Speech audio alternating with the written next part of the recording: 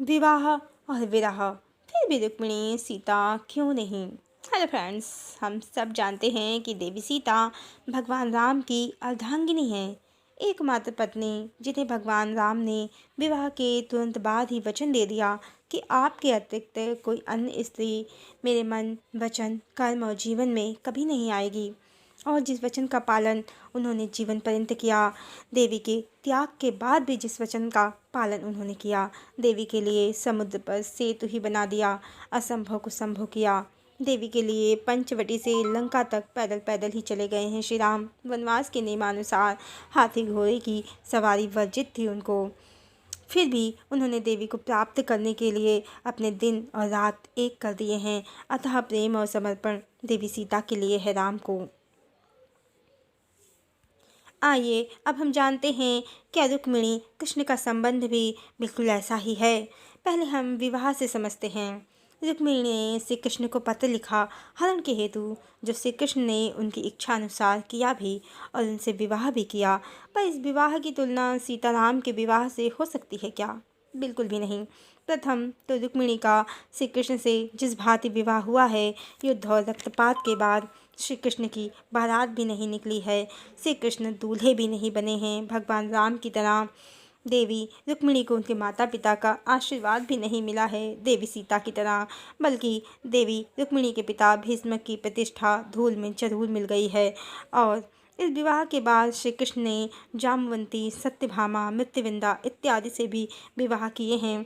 रुक्मिणी एकमात्र पत्नी नहीं है श्री कृष्ण की, 7 अन्य भी पटरानियाँ और 16,100 रानियाँ भी हैं।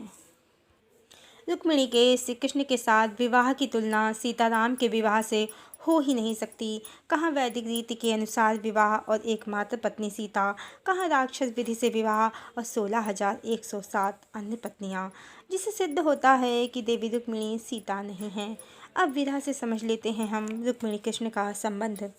जो लोग रुक्मिणी को सीता मानते हैं वो कहते हैं कि 12 वर्ष रुक्मिणी कृष्ण का विरह हुआ है और कृष्ण रुक्मिणी के विरह में तड़प रहे हैं। तो ध्यान दें, सीताराम का 2 बार विरह हुआ है। प्रथम राक्षस राज रावण के कारण, जो बहुत छोटा था। दूसरा अयोध्या की प्रजा के देवी सीता के चरित्र पर संदेह के चलते, जो जीवन पर्यंत चला है। पर देवी रुक्मिणी का श्री कृष्ण से जो विवाह हुआ है वह दुर्वासा ऋषि के श्राप से हुआ है। विवाह के तुरंत बाद ये श्राप मिला है श्री कृष्ण और रुक्मिणी को। दुर्वासा ऋषि ने श्राप दिया कि यदि रुक्मिणी और कृष्ण 12 वर्ष निकट आए तो द्वारिका में अनिष्ट होगा। इस श्राप में बड़े रहस्य हैं। प्रथम तो श्राप से पहले दुर्वासा ऋषि ने आदेश दिया था श्री कृष्ण को, रुक्मिणी और कृष्ण उनके रथ में घोड़े के स्थान पर लगकर रथ को स्वयं ही चलाएंगे। सभी ऋषि मुनि जानते हैं जगदम्बा सबकी माँ है। परम ब्रह्म को कोई श्राप दे सकता है पर जगदम्बा को नहीं। भला जगदम्बा से कोई ऋषि मुनि रथ में घोड़े के स्थान पर लगने को कह सकते हैं? बिल्कुल नहीं कह सकते।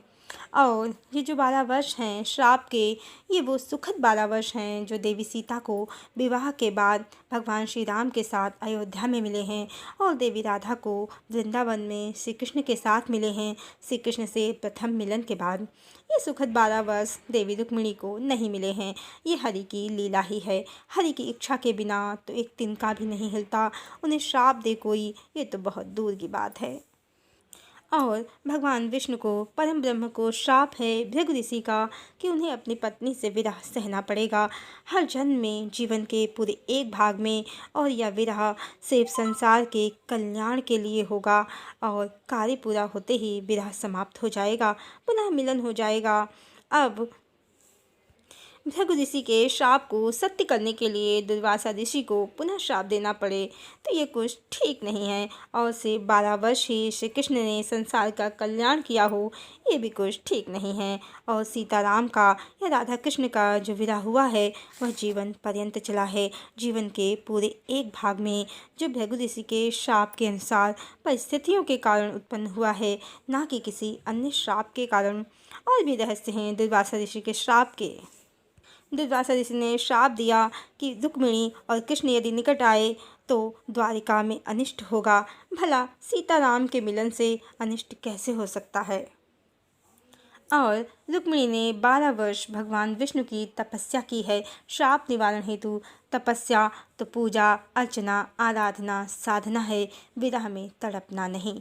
और कृष्ण 12 वर्ष तड़प तड़प कर रहते हैं, ऐसी कोई कथा नहीं है। फिर भी कोई ऐसी कथा है तो वह मात्र कल्पना ही है, क्योंकि राम तो लक्ष्मण के लिए रोते हैं जब वो शक्ति लगने से मूर्छित हो जाते हैं, और देवी सीता के विरह में राम तड़पते भी हैं। भरत को बार बार गले लगाकर समझाते हैं। पूरे पारिवारिक हैं राम, और गीता का कोई उपदेश उन्होंने कभी नहीं दिया है। पर श्री कृष्ण तो अपने ही मामा कंस का वध करते हैं, अपनी बुआ के पुत्र शिशुपाल का वध करते हैं, और अर्जुन को भी कुरुक्षेत्र में यही उपदेश देते हैं कि भीष्म द्रोणाचार्य चाहे कोई भी हो जो अधर्म के पथ पर है, अपने या पराये का भेद न करके उनका संहार करो। संसार मिथ्या है, आत्मा सत्य, शोक करने की कोई आवश्यकता नहीं है। ये कृष्ण के विरह में तड़पने की कहानियाँ तो इस प्रकार पूरी काल्पनिक ही लगती हैं, क्योंकि यदि सच में रुक्मिणी के विरह में कृष्ण तड़पते तो उनके महल में एक से एक सुंदर और राजा महाराजाओं की कन्याएं रुक्मिणी की सौतन बनकर, द्वारिका की पटरानी बनकर विलास नहीं कर रही होती। एकमात्र रुक्मिणी होती। कृष्ण भी रुक्मिणी के प्रति वैसे ही समर्पित होते जैसे राम सीता के लिए हैं। तो जाना आपने, रुक्मिणी का विवाह और विरह दोनों ही विवाह और विरह की कसौटी पर खरे नहीं उतरते, नकली से लगते हैं, क्योंकि रुक्मिणी सीता ही नहीं है।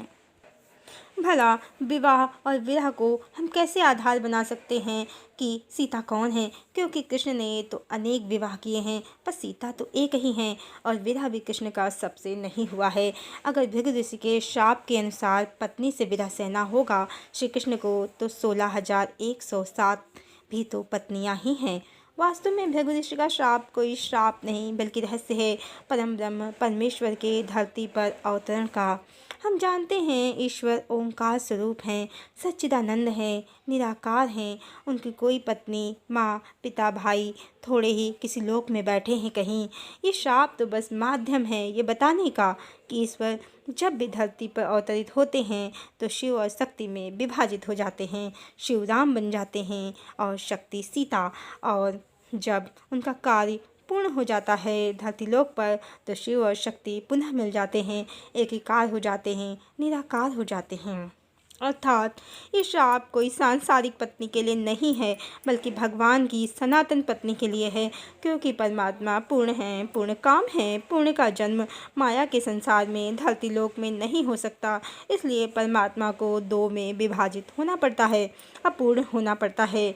यही उसकी पत्नी से उसका विरह है। इसी कारण राधा कृष्ण और सीताराम की कहानी इस लोक में पूर्ण हो ही नहीं पाती, और उस लोक में ही जाकर पूर्ण होती है।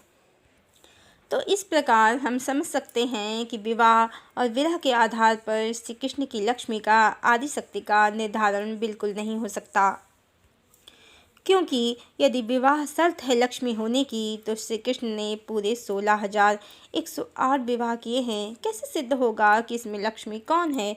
और विरह यदि शर्त है लक्ष्मी होने की, तो इन सभी पत्नियों से विरह होना चाहिए, क्योंकि विवाह तो सबसे ही हुआ है श्री कृष्ण का।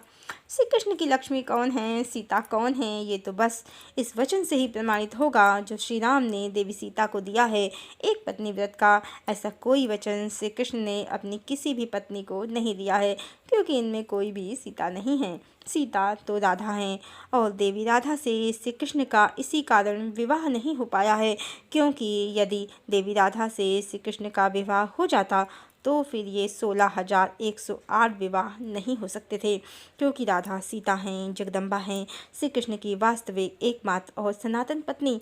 उनका अधिकार वो किसी को नहीं दे सकते। इसी कारण द्वारिका में रानियाँ पटरानियाँ तो बहुत हैं, अर्धांगिनी एक भी नहीं है, क्योंकि अर्धांगिनी एक ही होती है। और इसी कारण द्वारिका के राजमहल में अनेक रानियाँ पत्नियाँ हैं श्री कृष्ण की, पर अर्धांगिनी एक भी नहीं है, क्योंकि अर्धांगिनी तो देवी सीता देवी राधा ही हैं। यदि उनसे विवाह हो जाता तो फिर इनसे कैसे होता। ये 16,108 पत्नियाँ त्रेता युग की राम पर आसक्त स्त्रियाँ ही हैं, जिनकी इच्छा को पूर्ण करने के लिए श्री कृष्ण को अपनी ही प्राण प्रिया देवी राधा से विरह सहना पड़ा, दूर होना पड़ा। हरिओम।